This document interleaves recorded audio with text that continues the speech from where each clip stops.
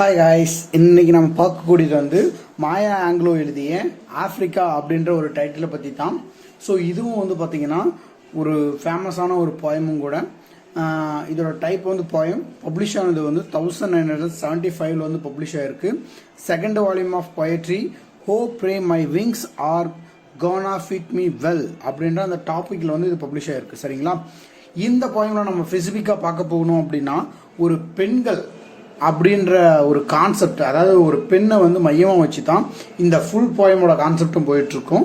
அந்த பெண் அப்படின்னு கம்பேர் பண்ணுறாங்க எது கூட அப்படின்னு பார்த்தீங்கன்னா ஆஃப்ரிக்கா, அந்த கண்டம் இருக்கு இல்லையா, ஆஃப்ரிக்கா கண்டம். ஸோ அந்த கண்டத்தோட சேர்த்து என்ன பண்ணிட்டு இருக்காங்க அப்படின்னு பார்த்தீங்கன்னா கம்பேர் பண்ணிட்டு இருக்காரு ஆத்தர் வந்து கம்பேர் பண்ணிட்டு இருக்காங்க. மாயாங்கில் வந்து அங்கே இருக்கக்கூடிய மக்கள் வந்து எது மாதிரி சுச்சுவேஷனை ஃபேஸ் பண்ணிட்டு இருந்தாங்க, எது மாதிரி ப்ராப்ளத்தை சால்வ் பண்ணிட்டு இருந்தாங்க, அவங்க எது ப்ராப்ளம் லைஃப்பில் நடந்துச்சு அப்படின்ற எல்லா விஷயத்தையும் வந்து இதில் நமக்கு கொடுத்துருக்காங்க.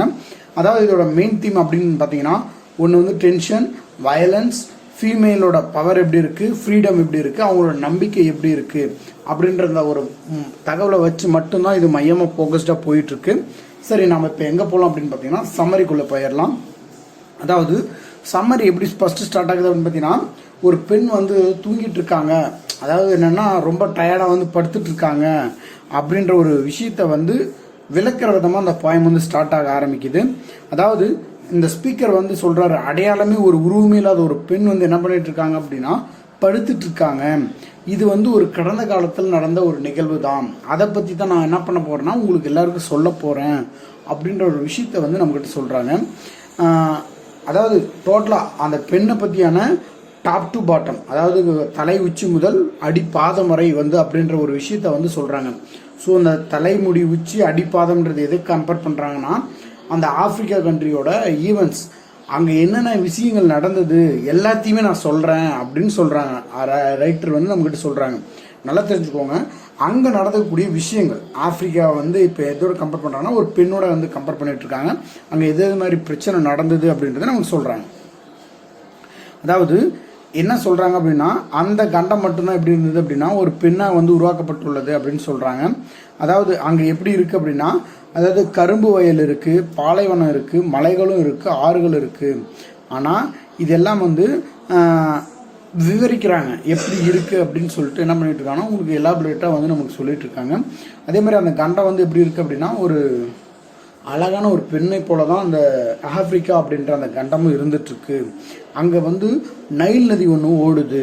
ஸோ அந்த நைல் நதியை வந்து எது கூட கம்பேர் பண்ணுறாங்கன்னா கண்ணீர், அந்த நைல் நதின்றதை வந்து அங்கே மக்களுடைய அந்த துவரங்களை வெளிப்படுத்துகிற விதமாக அந்த கண்ணீர் போல் அது இருந்துகிட்ருக்கு. அது வந்து ஆப்பிரிக்காவுக்கு ஒரு மிகப்பெரிய பாதிப்பை தந்துட்டுருக்கு அப்படின்ற ஒரு விஷயத்த வந்து இந்த ஃபர்ஸ்ட் ஸ்டான்ஸாவில் சொல்லி முடிக்கிறாங்க. செகண்ட் ஸ்டான்ஸாவில் என்ன சொல்கிறாங்க அப்படின்னா கடற்கொள்ளையர்கள் வந்து நிறைய பேர் அங்கே வந்து கடலில் ஆப்பிரிக்கா கண்டத்துக்கு வந்துட்டு இருக்காங்க. அது மட்டும் இல்லாமல் அவங்க வந்து பனிக்கட்டி போல் எப்படி இருக்காங்க அப்படின்னா ஒரு முரட்டுத்தனமாக இருந்துட்டு இருக்காங்க. பனிக்கட்டி அவ்வளோ ஸ்ட்ராங்காக இருக்கு இல்லையா, ஸோ அது மாதிரி வந்து அவங்களும் இருந்துட்டு இருக்காங்க.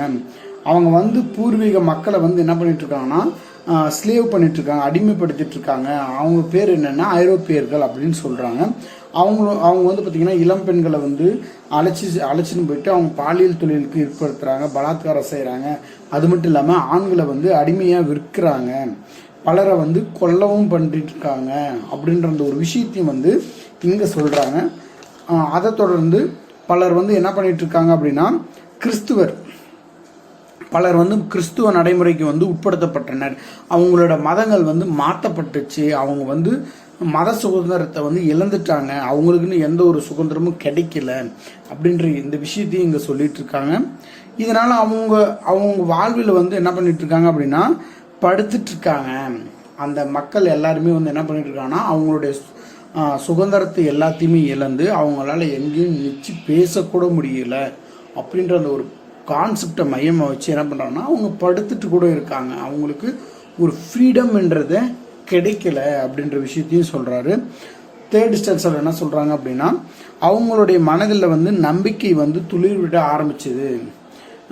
அதாவது துளிர் விட ஆரம்பிச்சுது அப்படின்னு சொல்லிட்டு இனி வந்து நாங்கள் வந்து படுத்துட்டு இருக்க மாட்டோங்க, எங்களுக்குன்னு ஒரு தனியான ஒரு மதிப்பு வேணும் அப்படின்னு சொல்ல ஆரம்பித்தாங்க.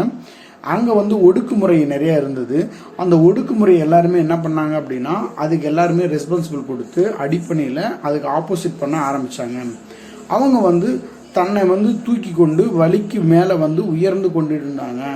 அவங்க கீழே படுத்துறவங்க என்ன பண்ணாங்கன்னா எங்களை எவ்வளோ பேர் துன்பப்படுத்தினாலும் சரி அதையும் நாங்கள் தாங்கிட்டு என்ன பண்ணிட்டு இருப்போங்க, மேலே எழுந்து வந்துட்டு இருப்போங்க அப்படின்ற ஒரு விஷயத்தையும் சொல்லிட்டு இருந்தாங்க.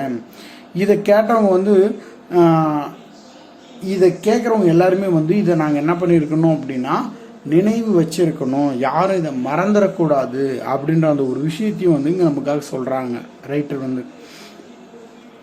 ஆப்பிரிக்கா இது ஃபைனலாக இதெல்லாம் முடிச்சுட்டு நம்ம ரைட்டர் சொல்கிறாங்க என்னென்னா ஆப்பிரிக்கா வந்து மீண்டும் என்ன பண்ணிட்டு இருக்கு அப்படின்னா ஸ்டெப் பை ஸ்டெப்பாக வந்து அதோட ஹையஸ்ட் ரீச்சை வந்து உயர்ந்துட்டுருக்கு. அது எப்படின்னா நம்பிக்கையோட வந்து அது நடந்து கொண்டு இருக்குது அப்படின்ற ஒரு விஷயத்தையும் சொல்கிறாங்க. அங்கே அடக்குமுறை அப்படின்ற ஒரு விஷயத்த வந்து எதிர்க்க ஆரம்பித்தாங்க.